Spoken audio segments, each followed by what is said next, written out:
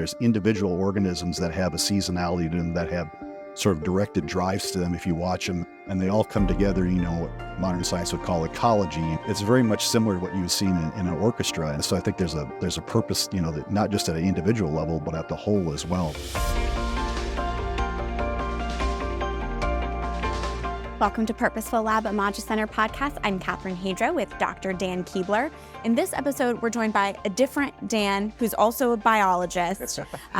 He also worked on fruit flies, right, which I have as well, so there's a lot of parallels here. It's like, how did you guys just meet at this point? But we'll be joined by Dr. Daniel Toma. He's a professor in the Department of Biological Sciences at Minnesota State University, Mankato. He earned his doctorate in behavioral genetics from the University of Illinois at Urbana-Champaign, and his interests are, like I said, in genetics and also this convergence of faith and science. And we'll be speaking to him about this book he published a few years ago called Vestige of Eden, Image of Eternity, Common Experience, The Hierarchy of Being, and Modern Science. And this is really, he offers us basically this fresh new lens of looking at creation and the universe through this liturgical lens. That's right. So it's like, everybody, can look at the scientific data. How do you interpret it? He interprets it through a very interesting lens that I think resonates with a lot of the things that we see in sort of the Christian and Catholic tradition. Definitely a fresh take. And with that, we take you now to our interview with Dr. Daniel Toma.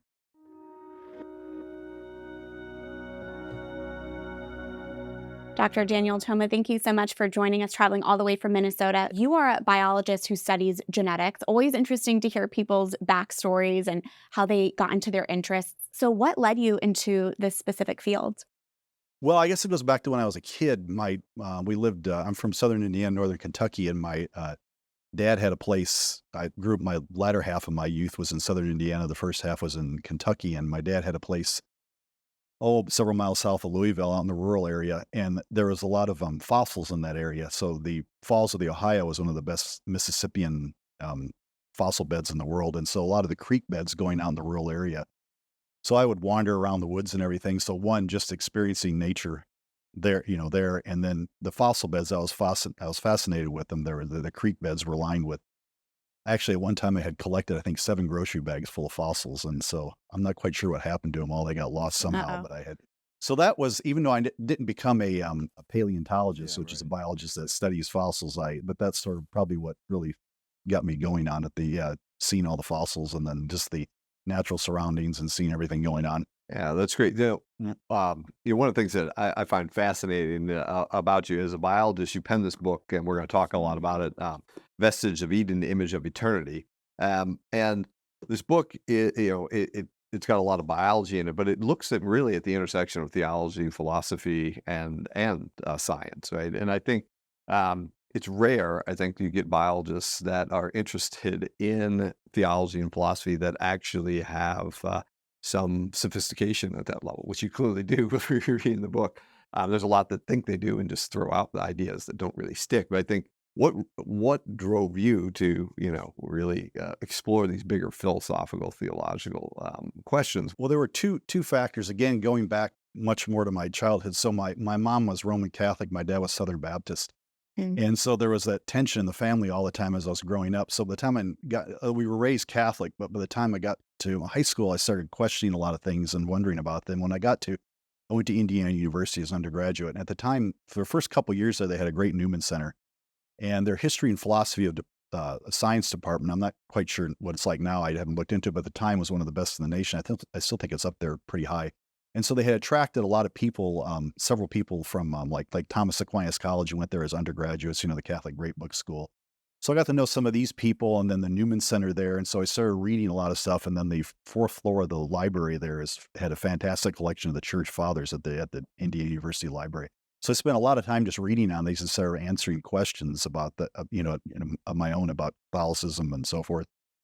And then as I was interested in science, I started having this idea that, well, so, reading stuff about Catholicism and so forth, there was this notion, like, for instance, the natural knowledge of God, that he exists, and then the revealed knowledge of God, that he's a Trinity.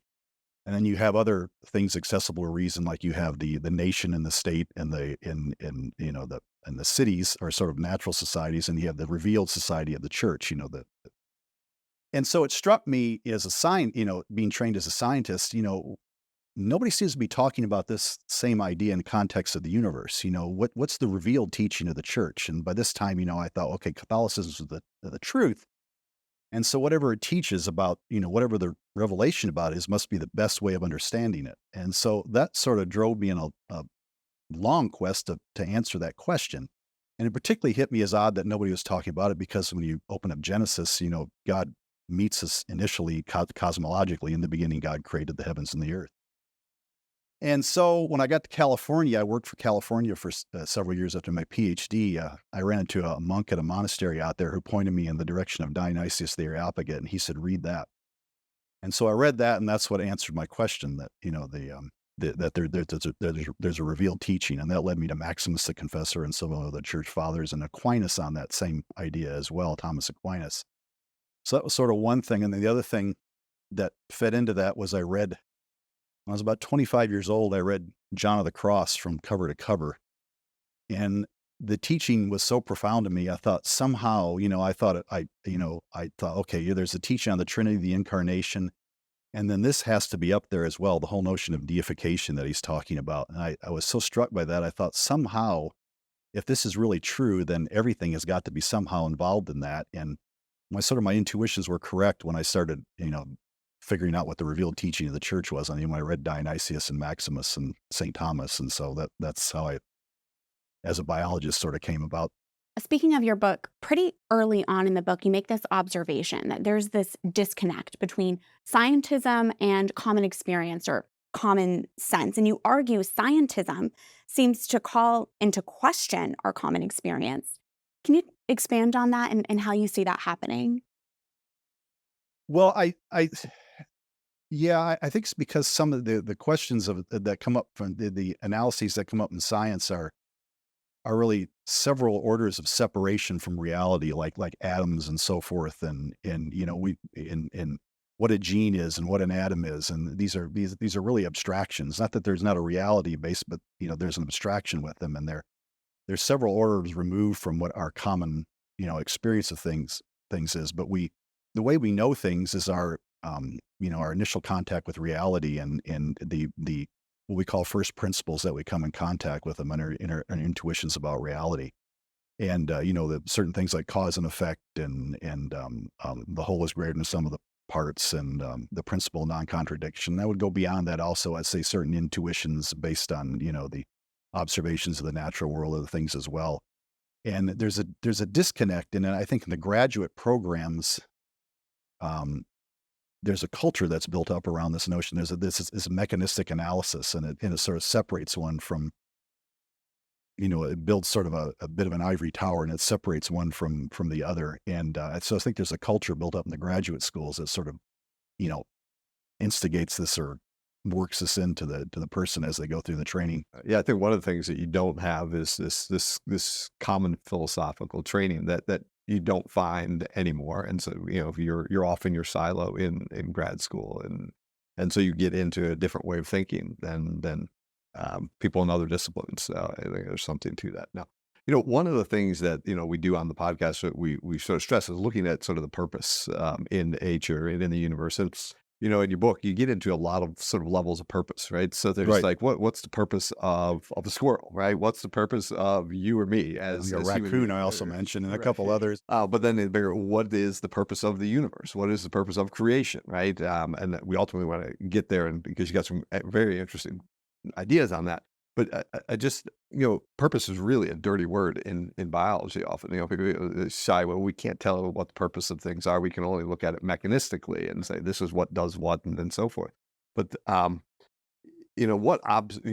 what observations like drive you to say, hey, there's purpose in nature? And why do you think it's so hard for people to, maybe come to terms with that, and people try to deny that, particularly in science, like in institutional science. If you go out and ask a farmer, I think he very much would think that there's purpose in nature. And again, I think it's a culture that's set up in particularly in the graduate level that does that, and coupled with a mechanistic analysis. So what are the observations? Well, I mean, there's Erzim Kohak in the book Embers in the Stars, who talks about his experience up in New Hampshire, and he has a myriad of observations out there. And when I read his book, I found very much of a kinship with myself and my own experiences when I was younger in southern Indiana and northern Kentucky in the woodlands. And but there's just there's a whole bunch of different things. So the cycling, the events of the seasons, the seasonalities and the different things that occur, in the springtime and the summer and the fall and the winter, and they're all coordinated. Certain things seem sort of disparate, like certain flowers will bloom and then the insects will come out and birds will migrate. And so what's triggering, but there's a triggering factor, the daylight lengthens and it gets warm. So those two things together, you're a biologist, that there's mechanisms that'll trigger this in animals. And so everything seems to be that there's a layer of different, things that work together and coordinate things.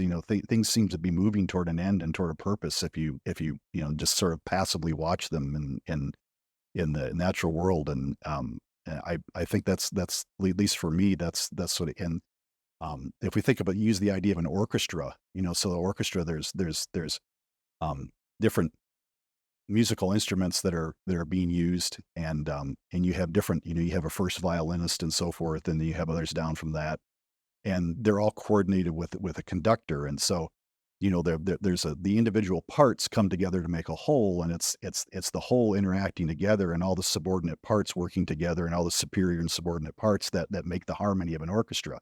And I think there's a very good analogy when you go out in the natural world. There's all these different things happening. There's individual organisms that have a seasonality to them, that have sort of directed drives to them if you watch them, and they all come together, what modern science would call ecology, and all the interactions, and there's different layers of biochemical and living interactions, and they're all coordinated together. And I think it's very much similar to what you've seen in an orchestra. And so I think there's a purpose, that not just at an individual level, but at the whole as well, the whole of, the cosmos, and at different layers you can see. And then Galileo and Newton looked at the behavior of various things like balls, moving in gravity, and how things would drop. And then Newton looked at the revolution of the planets, and the assumption he made was, well, they're behaving the same laws. They're behaving the same way as a ball would, fall here on Earth. And so the idea is we extend that out into the universe. And so the same laws that are operative here are operative out in the universe. So there's even in science, there's an implicit assumption that the things are working together in the same way at different levels. And Darwin sort of does that, actually. Yeah. His idea of artificial selection, he used artificial selection as a model, and he said, okay, the agriculturalist select certain plants and animals, and so in nature we're going to say it's survival, but he extends that through time in the same, back through time in the same way that Newton did that through space. And so I think there's an implicit assumption that there's a unity and things work together. Right. Else you couldn't make that mental leap, so to speak. Yeah, that's an interesting point about Darwin, because he did think of those universal laws operating in biology. He wasn't like, this is just willy-nilly. He felt that there's laws there that were behind the evolutionary process, as if there's some coordinated thing going on, and sort of a directionality in a sense. So one of the most interesting ideas in your book, again, Vestige of Eden, Image of Eternity, is how creation reflects the liturgy, which I've never heard before. I think that's really interesting. And the liturgy, again, is really the center of our Christian faith, the right worship of God. And all of creation reflects this structure. And there's 3 different stages here. There's purgation, illumination, and then finally union, which finds its archetype in the liturgy. Can you expand on this concept? Sure. The first thing we got to do, we got to move away from the idea of the church simply as an institution. It's really a mode of being, or a mode of existence. And we call it the new creation, the bride of Christ, and the new kingdom. And so Moses goes on top of Sinai, and goes into the cloud, and he's revealed the heavenly liturgy and the structure of the heavenly temple, and God tells him to make the one in the desert under the same format. And so he makes a temple, and you get that part in, latter part of Exodus and Leviticus. You get that long drawn out thing about, you got to have X amount of bases made out of bronze, and then, the certain cubits long, and certain amount of colored hides thrown over this. And it's seemingly very boring, but a lot of the church fathers were fascinated with it because they're talking about the structure of creation, really is what it is. And so all churches after that have been modeled on that. And so you have you have the narthex, the nave, and the sanctuary. So the narthex is traditionally, we don't do that so much in the modern, is where the catechumens, those who were being oriented away from the world and toward the mysteries of the faith, that they were being purged, so to speak. And then you have the nave, where those who were baptized, the illumined faithful are, and then you have the sanctuary where they come in union with God. So you have what's called purgation, illumination, and union. And so the idea is you walk into the liturgy and you have the readings, and the readings orient you away from your concerns with the world. They're purging you away from your concerns with the world. And then you move into after that, the Nicene Creed, which starts teaching you about the faith. And then you move into the consecration, where it becomes the body and blood of Christ, and it's the idea of Christ with the disciples at Emmaus. He's walking along, and then they get to Emmaus, and it says they have the breaking of the bread, and they didn't know who he was, and then they recognize him at the breaking of bread, in other words, the Eucharist, and then he vanishes from their sight. So the consecration is illumination, and then the reception of the Eucharist is union with God. So purgation, illumination, and union. And Aquinas, specifically in his commentary on the divine names of Dionysius, he actually says, all of creation is ordered according to the structure to lead humans and creatures from those with lower things and ascent up to God. And so the whole of reality is structured on this. And then you have the hierarchy of being and the material universe. You have plants. Oh, you can actually do it in a couple different ways. You have material things, non-living material things who are they're purged away from non-existence insofar as they exist. And then you have animals and plants, which are the ornamentation, then humans are the union. And then, or you could just do living things, which plants represent purgation, animals, illumination, and humans union. And so the whole of the universe is there, like Aquinas says, to lead humans up to God. And so the whole thing is there to mediate this notion of deification. So we're talking about purpose. That's the highest idea, is that it's there to lead everything up toward God. It's to mediate to a greater or lesser degree the same thing that the liturgy does. And so everything participates to a greater or lesser degree in the actions of the liturgy. And just like you see in this, there's an analogy between the spiritual journey, and we're on a journey towards something. The church teaches that creation is on a journey. It's towards an ultimate perfection. So you see this journey in creation, this 14 billion year journey. You could see this progression in a sense that mirrors this. So is that what you would see in that? Right. This sort of cosmic and biological evolutionary progression Right. is it's moving towards something along these stages that is similar, analogous to sort of a spiritual journey. So all creatures are called to union with God. All rational, intellectual creatures are called to union with God. So, but it's a much deeper and richer notion. So we go back to one of your questions about the initial questions you asked. So that, again, the idea of the difference between natural knowledge and revealed knowledge. And so in the same way that the existence of God, which is accessible to our reason, it pales in comparison with the revealed knowledge of the Trinity.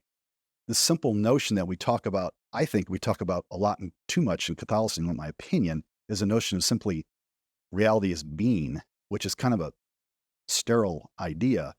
Whereas reality is the very guts of being, so to speak, our purgation, illumination, union. It's a much richer concept. It's the whole notion of driving everything into this notion of deification and theosis, and that the whole idea that the incarnation has perfused all of it. There's a very beautiful I forget which church father in the Christian East, one of the church fathers, they mentioned this, is that the transformation of Christ, at Tabor on the Transfiguration, that this Taboric light sort of went through all of creation. Since Christ is God, he's outside of time. There's a notion it could go backwards and forwards in time, and it sort of perfuses all of reality, and everything that's good and beautiful in creation comes from this Taboric light, and it's this deifying force of God that's transforming the whole of creation. This whole notion of purgation, illumination, union. This is what being is.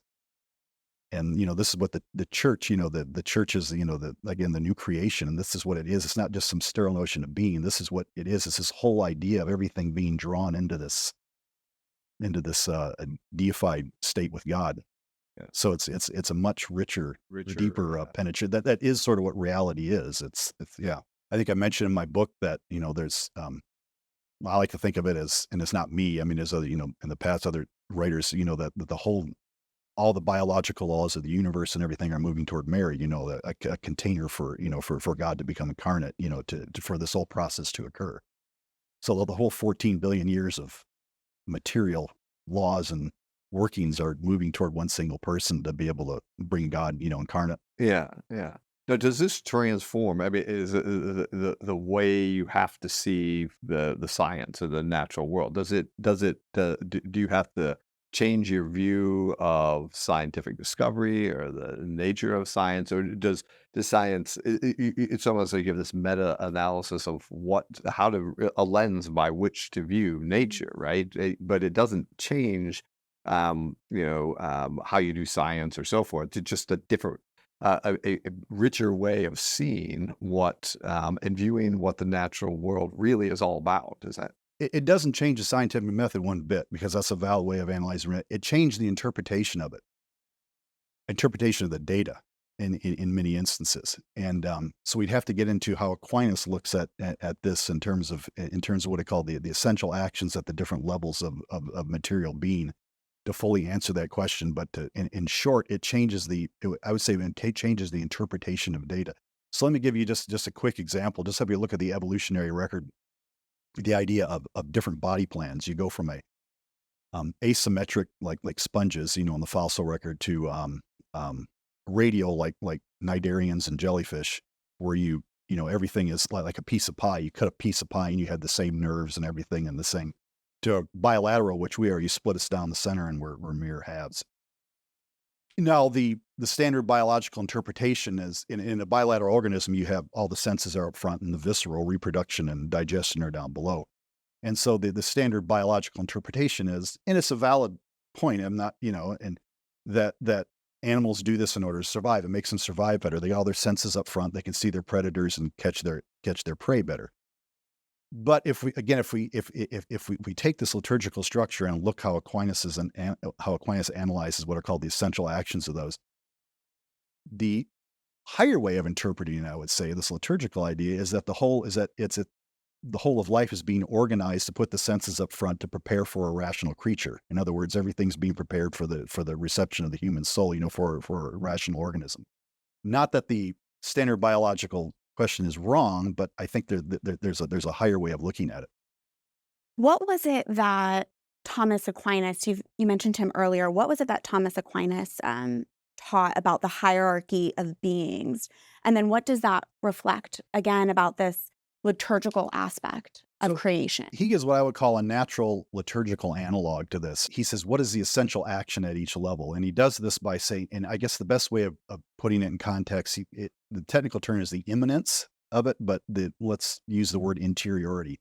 So as you move up the hierarchy of being, there's a greater and greater interiorization of actions at each level of being. So let's start with non-living things, using a billiard ball. So a billiard ball simply, is an external force transferred to one billiard ball, and it rolls and hits another billiard ball. And that's really what all of modern science, like physics, is about. It's analysis of extra, you're taught in physics, the force vectors, acting on things. So it's about essentially a suite of external forces acting on something and those transferring it. There's no real self-movement of the thing, a non-living thing. And so you move it to plants. And plants are dependent on the external world. Granted, I mean, they draw, sunlight for photosynthesis. They draw on minerals like nitrates and everything.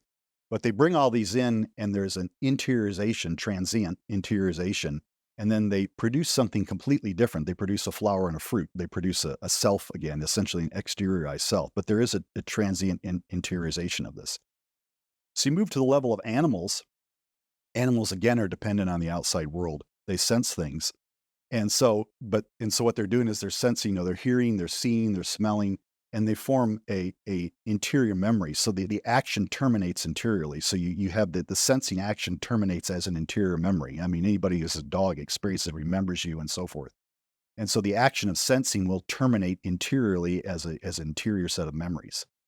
Then we move to humans, again, depending on the exterior world, we have to sense things.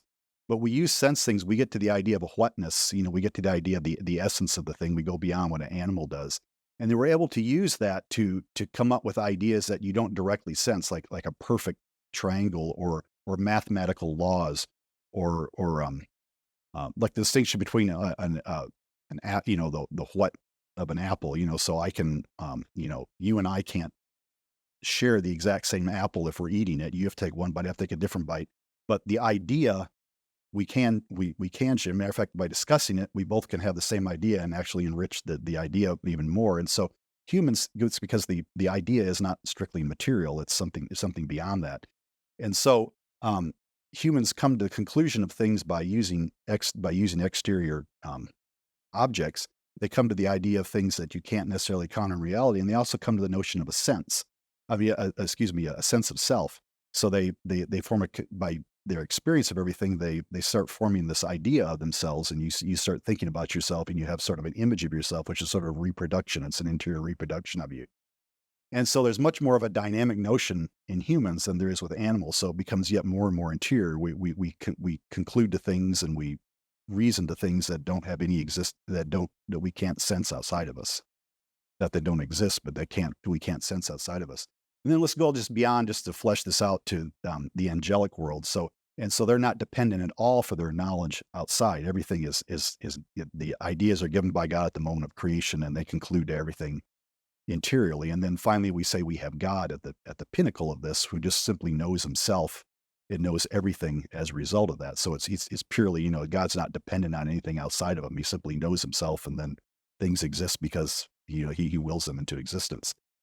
And so there's a movement, increase in interiority all the way up, and that's sort of a natural liturgical analog. And coming back to the idea of this, I talked about a body organization, the body plan, and so you can see that there's this movement toward interiorization, toward rationality in the material world. And I mentioned the body plan of things, so things are being organized for sensing for a rational soul.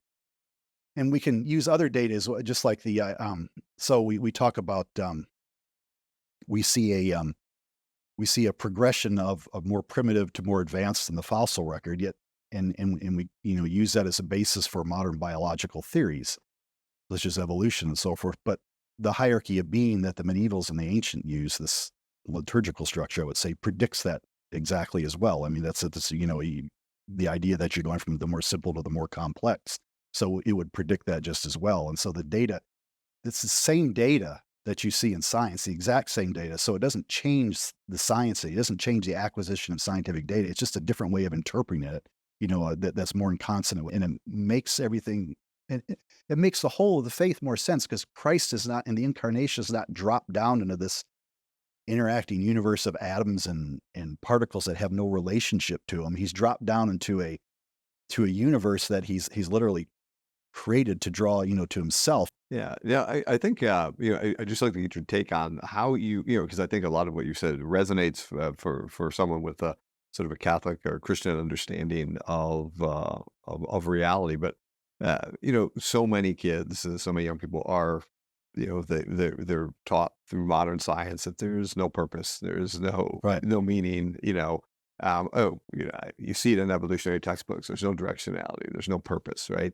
How would you, a student comes up to you, Dr. Thoma, there isn't anything. It's just chance all the way down. There's nothing going on here. There's no directionality. There is no meaning to this. How do you help them with that when, they might not be able to grasp the liturgical structure because they don't have sort of a faith background, right? How would you approach these people? I would just, point out the initial questions about the natural world. How do you think there's purpose in the natural world? Talk about what animals do and the seasonality of things, and the interactions of things that they all bespeak a purpose, and it's very much like an orchestra or an army. How the different ranks of military interact together, and it's of any other hierarchical structure, and it's I think it's very evident with the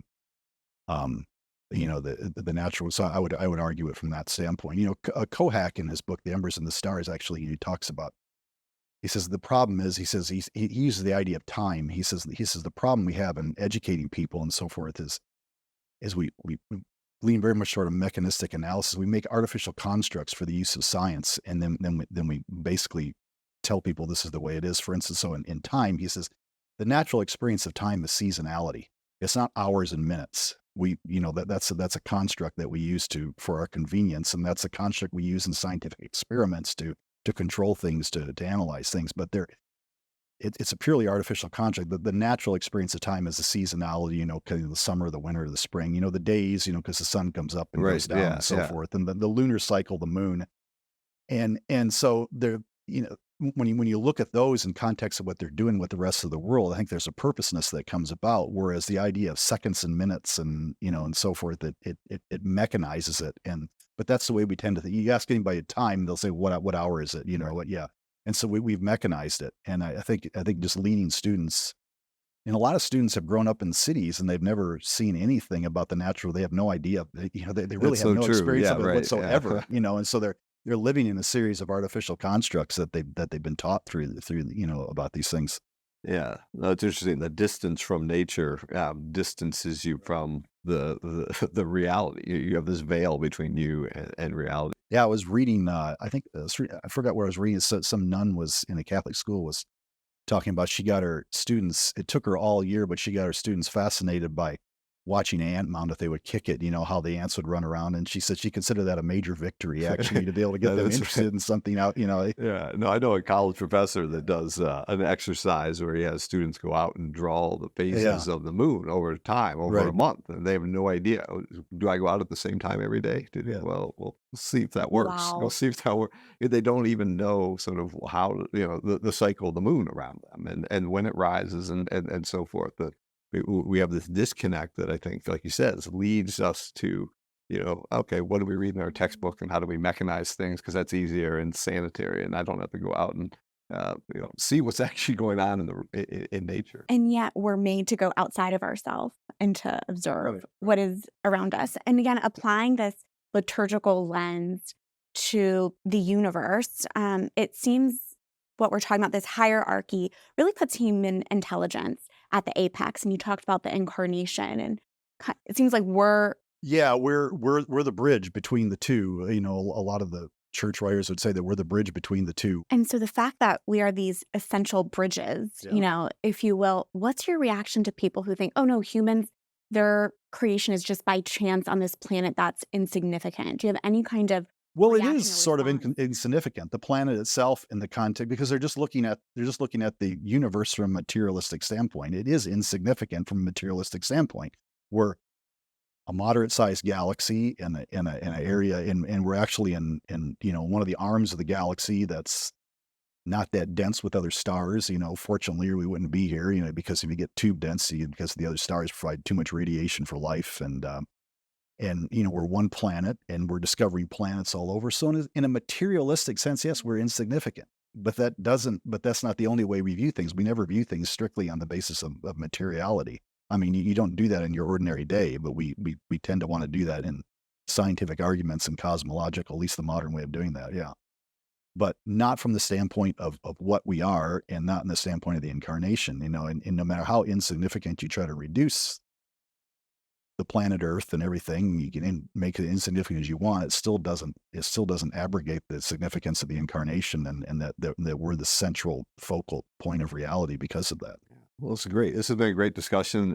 It's an excellent book. I recommend it to our listeners, and just give you sort of a last a chance to reflect on, particularly what would you like our listeners to take away from your book? If you had to say, this is what I think is the key sort of insight that this can offer people and help us to better understand reality. Well, okay, to the Catholic, I would say that there's another completely different way of looking at reality that you should avail yourself of, that is much more consonant with your faith, that makes everything pull together. And to the non-Catholic, I would say there still is another way in the medievals and the ancients, like Aquinas talking about the different levels of the hierarchy of being, and it doesn't contradict modern science at all.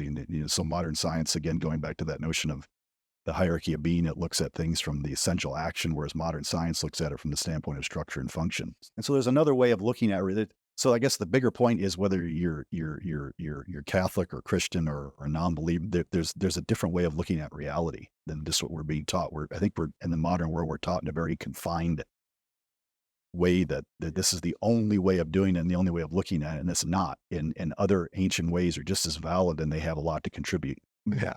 Not only do they have a lot to contribute, they don't disrupt our science. They We don't don't have to throw disrupt the science at science all, out. yeah. You can, you keep all of modern science Right. just looking at it with the different, more richer, as you've mentioned, frameworks. Yeah. Thank you for illuminating us to this new perspective. Very good. Dr. Daniel Toma, thank you so much. Okay, thank you. Again, thank you for inviting me.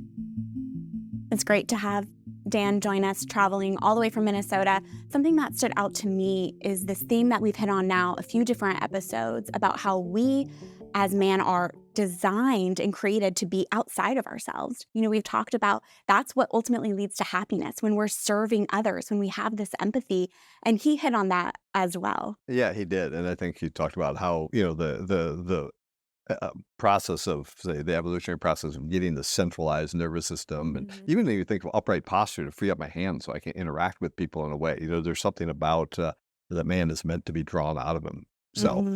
What else stood out to you? I think the one key thing that stood out to me, and this is something I think is really important for people to understand, is that, everybody looks at the science through some lens. This is because science, it's without interpreting, it's just a bunch of facts. Right? It's just a bunch of facts. You have to look at the facts and try to interpret and make sense of it. And everybody does that through some lens. And there's some philosophical lens and biases that people are bringing to it. And a lot of people don't recognize those. So whether you're bringing it an atheistic lens, a materialistic lens, or a Christian lens, you are bringing a lens to interpret the scientific data. And he's very upfront that he's interpreting the scientific data, the same data that everybody else has, through this Christian lens. And I think that, so how do you determine which lens is the best to look at? I think you look at it, which one that gives you the richest, most accurate picture of reality that corresponds to how we see reality in our common everyday experience. There's something about that. And that's what he talks about,